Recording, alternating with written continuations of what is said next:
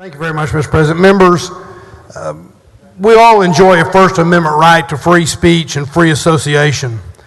Sometimes we don't really like what others say or with whom they might associate, but that's their right. And that right isn't contingent upon them being a certified police officer or a trained firefighter. But it was clear in yesterday's debate over Senate Bill 13 that some believe certain public servants do enjoy First Amendment rights that other public servants don't. If you really believe that the employees affected by Senate Bill 13 can easily maintain their dues payment, then what's the reason, purpose, or motivation for giving an exemption to others? The exemption is an acknowledgement that what you're taking away in Senate Bill 13 has value. It's an acknowledgement that the bill is intended to make it harder for someone like Allison Ashley, a third grade teacher here in the Austin Independent School District and the Texas Teacher of the Year for 2017, to be a member of her union, Education Austin. You know, members, I bet that Allison's employer doesn't feel harassed by her. In fact, the Austin Independent School District Board of Trustees probably welcome her involvement in Education Austin. They're good partners. So I'm not exactly sure why the National Federation of Independent Business feels that she's harassing them, since its members employ, I'm guessing, 0 teachers.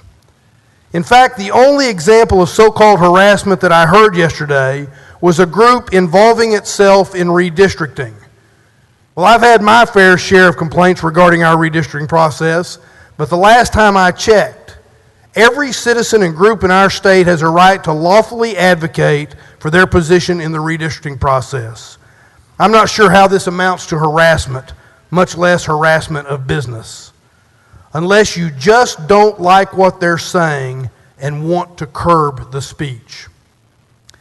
Members, it comes down to this. We may not always agree with the positions that teachers or correctional officers or CPS workers or even police officers take. But the fact that we disagree with the message never gives us the right to try and silence the speaker. And for this, I'm going to be voting against the committee substitute to Senate Bill 13. Time and again yesterday, it was said that first responders hold a unique position in our communities and deserve a special exemption from Senate Bill 13. I agree that first responders hold a unique position, but there is no rational relationship between that job and being allowed to have a dues checkoff. There is no relationship between any job and the denial of a dues checkoff. Each of the employees impacted by this bill hold unique positions by virtue of their very special and important public service. This is nothing more than a politically correct distinction that's being made. A few days ago, this Senate passed legislation that honored the sacrifice of first responders killed in the line of duty by providing a property tax exemption to the surviving spouse. We recognize that unique position these public servants hold in our communities.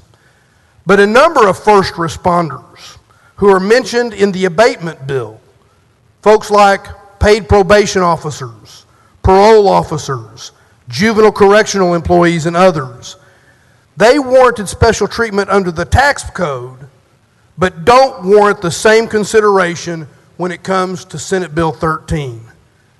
We'll honor them if they die, but make it harder for them to have a voice while they're living. Thank you, Mr. President.